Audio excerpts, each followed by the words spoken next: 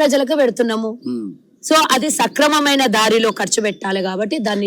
బండి సంజయ్ గారు ఇంకో మాట అన్నారు, మీరు అది కూడా దానికి సమాధానం చెప్పాలా.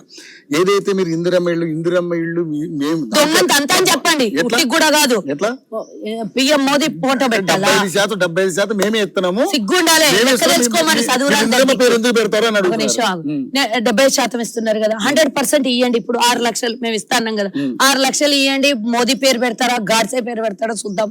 ముందే రేషన్ కార్డులలో మోదీ ఫోటో ఆమె ఒకసారి నిర్మలమ్మ వచ్చి ఫెయిల్ అయిపోయింది.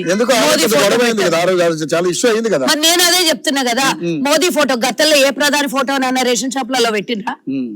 కొత్తగా వచ్చిన అదేమంటారు చూడు, కొత్తగా వచ్చిన కొమ్ములు వాడే అన్నట్టు, ఎన్నడెక్కనోడు ఎద్దగితే వెనక ముందు అయినట్టు వాళ్ళకి ప్రభుత్వంలోకి వస్తే ఏడా ఆగుతలేదు. ప్రచారం చేసుకోవడంలో మీరు ఎలా ఫెయిల్ అయ్యారు, వాళ్ళు కూడా ఫెయిల్ అవుతున్నామని గ్రహించుకుని ఇప్పుడు అలా ప్రచారం చేసుకుంటారు. పనికి మాలిన ప్రచారాలు చెయ్యొద్దు, చేసినవి చెయ్యాల్సినవి రూల్ ప్రకారం చట్టబద్ధమైన అడగాలి. చట్టానికి విరుద్ధంగా మా ప్రభుత్వం ఉంటే మీ మోదీ ఫోటో పెట్టని ఎట్లా అంటాడు? 6 లక్షల ఇండ్లకి 80,000 రూపాయలు కేంద్రం ఉంటే 5,20,000 మా వాటా ఉంటే నీ ఫోటో పెట్టాలా? నేనంటున్నా 6 లక్షలు నీ ఫోటో మోదీ ఫోటోనే పెట్టిద్దాం. ఛాలెంజ్ సిద్ధమా అని అడగండి. ఛాలెంజ్ సిద్ధం. ఇప్పుడు దమ్మున్నోడు అయితే రమ్మని చెప్పు, 6 లక్షలు ఇయ్యమని. నువ్వు ఇచ్చేవి అదనంగా మేము 5 లక్షలు పెట్టి ఇంకా అప్పో సొప్ప చేసి మేము కూడా సెంట్రల్ గవర్నమెంట్ 80,000 మామూలుగా. నేను చెప్పేది నువ్వు 80,000 వాళ్ళు ఇస్తే 5,20,000 మా వాటా అందులో.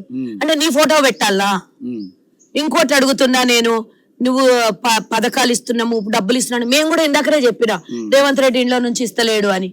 నేను కూడా అడుగుతున్నాను. ఇంకోటి మేము నీకు పంపిస్తున్నాం, మేము కేంద్రానికి భిక్ష వేస్తున్నాం. మా తెలంగాణ ప్రజలది నీకు పంపిస్తున్నాము.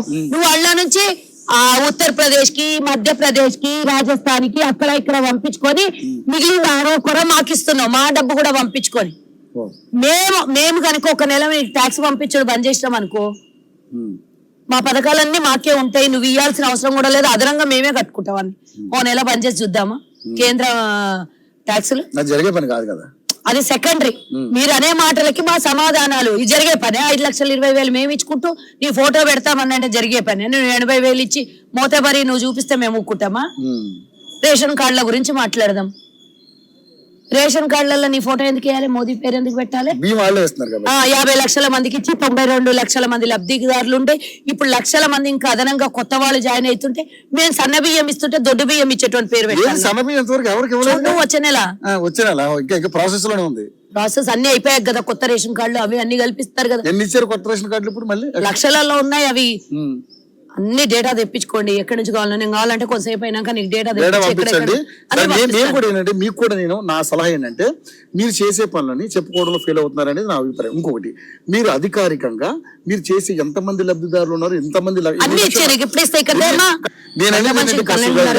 నేను